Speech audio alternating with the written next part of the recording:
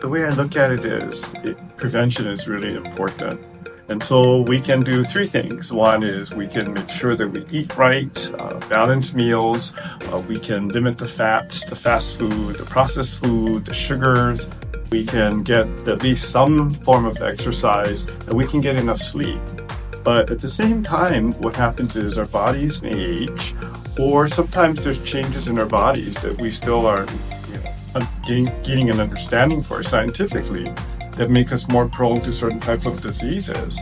And as a result, sometimes seeing a physician on a regular basis will actually help you to be able to better determine if something has happened that you need to adjust. So for a number of reasons, it's important, no different than your car. You have to take your car in on a regular basis just to make sure that it runs well when you're on the highway.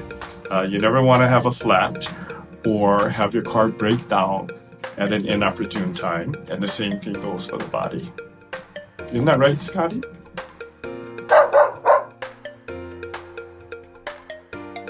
Overweight. Everyone always talks about their weight, being overweight, having to cut back, but it's always easier said than done. And along with that, of course, the need to lose weight because the belt buckle is getting tight, or they notice that they're short of breath when they take a few steps.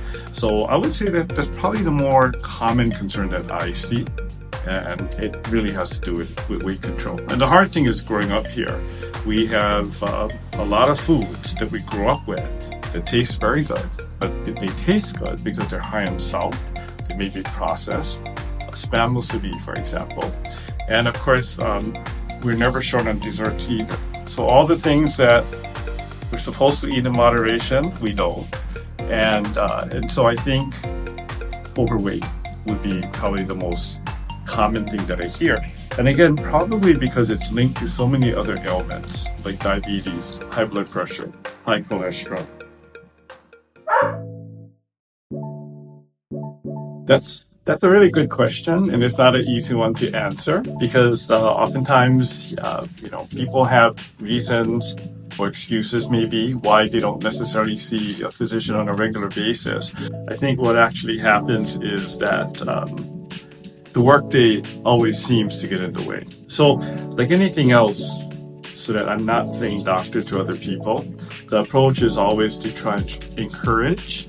But at the same time, there's usually opportunities because what happens is that just like Scotty, they'll come in and approach me if they have a symptom or sign that makes them worry. And then that's the opportunity to say, hey, if you notice that something's not right, then it's time to go see a physician.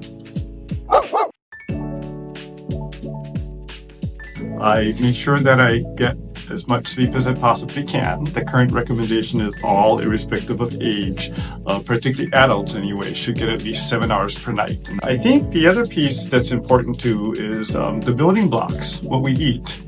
And so eating a well-balanced diet, that's really important, limiting the fats and the processed foods and the sugars. And I think then the third piece is exercise.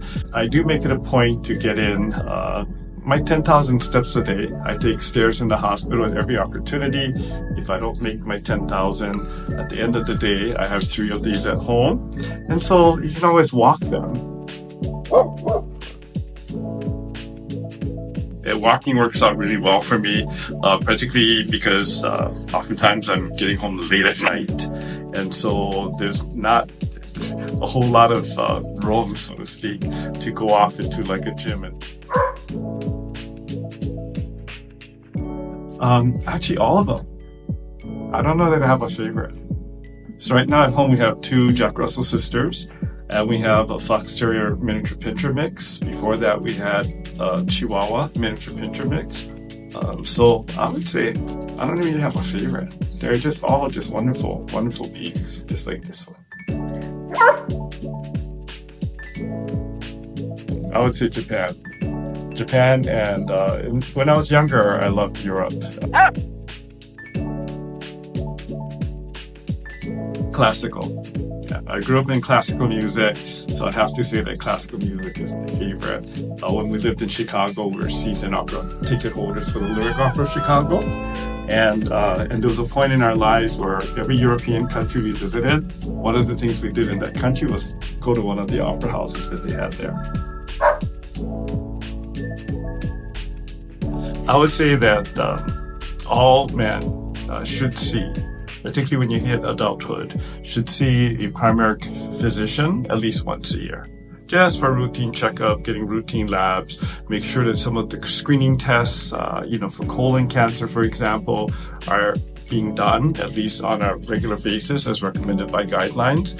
And I think that's just good preventive maintenance.